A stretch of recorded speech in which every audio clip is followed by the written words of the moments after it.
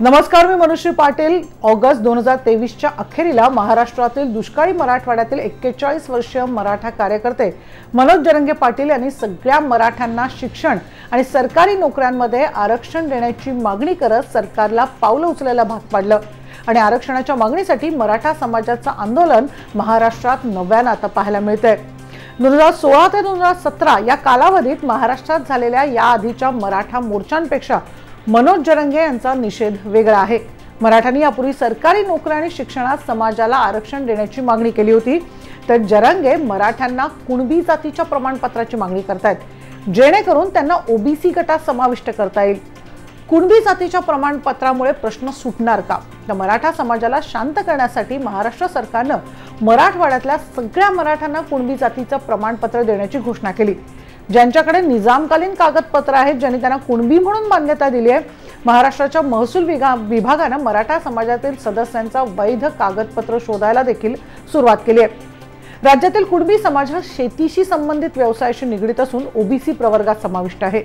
मराठ्यांना कुणबी जातीचं प्रमाणपत्र दिल्यास मराठ्यांची गणना कुणबी समाजात केली जाईल आणि ओबीसीचा दर्जा दिल्यास त्यांना ओबीसी गटाला मिळणाऱ्या आरक्षणाचा फायदा होईल। इतर ओबीसी गटांनी आरक्षणाच्या लाभासाठी मराठ्यांना ओबीसीत समाविष्ट करायला विरोध केलाय। राज्याच्या लोकसंख्येच्या 32% मराठा आहेत, तर ओबीसी 52% आहेत आणि ते राज्यातील 382 जातींमध्ये विभागले गेले आहेत। मराठा आरक्षणाचा मुद्दा नेमका काय? तर ऐतिहासिक दृष्ट्या योद्धा म्हणून ओळखल्या जाणाऱ्या मराठ्यांमध्ये प्रामुख्याने शेतकरी आणि जमीनदार गट आहेत आणि महाराष्ट्राच्या लोकसंख्येपैकी 1/3 मराठे आहेत। महाराष्ट्रातील 20 पैकी 12 मुख्यमंत्री 1960 पासून राजकीय दृष्ट्या वर्चस्व असलेल्या समुदायातले आहेत। मात्र धोरणेमध्ये फूट आणि शेती क्षेत्रातील समस्यांमुळे मध्य आणि निम्न मध्यमवर्गीय मराठे म्हणावे तितके समृद्ध झाले नाहीत। 1980च्या उत्तरार्धात मंडल आयोगाच्या शिफारसी लागू केल्यानं नोकऱ्या आणि शिक्षणात मराठा कोड्याची मागणी पुन्हा सुरू झाली।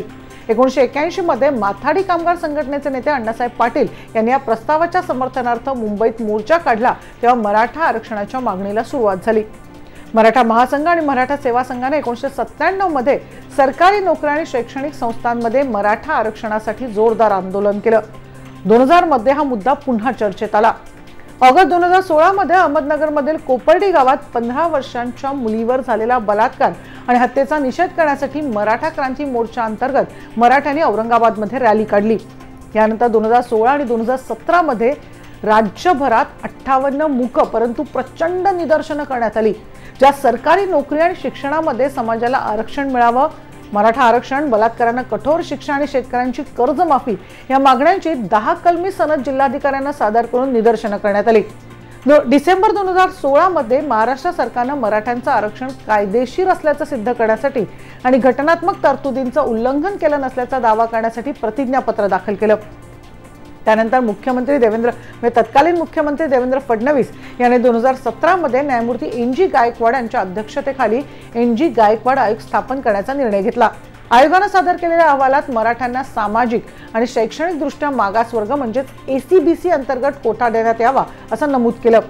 पॅनलने मराठा समाजाला आरक्षण सुचवलं असलं तरी कोट्याची टक्केवारी निश्चित केली नाही आणि ते राज्यांवर सोडलं। महाराष्ट्र राज्य सामाजिक आणि शैक्षणिक मागास कायद्याअंतर्गत 2018 मध्ये मराठ्यांना आरक्षण देण्यात आलं।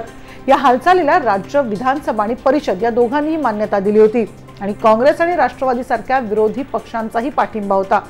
डिसेंबर 2018 मध्ये मराठा आरक्षणाच्या निर्णयाला आव्हान देणाऱ्या अनेक याचिका मुंबई उच्च न्यायालयात दाखल करण्यात आल्या होत्या आणि आरक्षण 50% पेक्षा जास्त नसावं असं म्हणणाऱ्या सर्वोच्च न्यायालयाच्या आदेशाचं हे उल्लंघन असल्याचं म्हटलंय।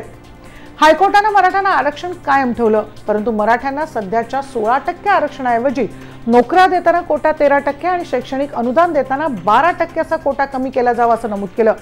उच्च न्यायालयाच्या आदेशानंतर 2020 मध्ये या निकालाविरोधात सर्वोच्च न्यायालयात अपील दाखल केल्यानंतर मराठा समुदायाला मोठा धक्का बसला।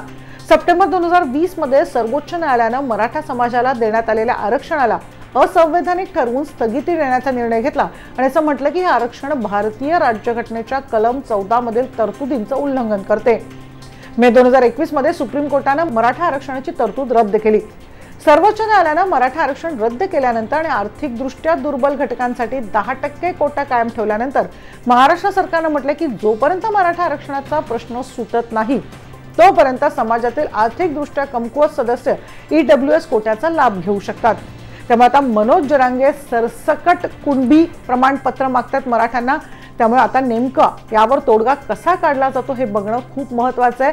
आणि आता हे वादळ आहे ते थेट आता मुंबई गाठतंय, तेव्हा सरकार कशा प्रकारे मराठ्यांचं समाधान करतं याकडे सगळ्यांचं लक्ष लागलंय। आमचा व्हिडिओ तुम्हाला कसा वाटला तुम्ही आम्हाला जरूर कळवा। इतरही महत्त्वाच्या बातम्यांसाठी सबस्क्राईब करा timesnowmarathi.com ला, बेल आयकॉन प्रेस करायला विसरू नका। पाहत राहा timesnowmarathi.com।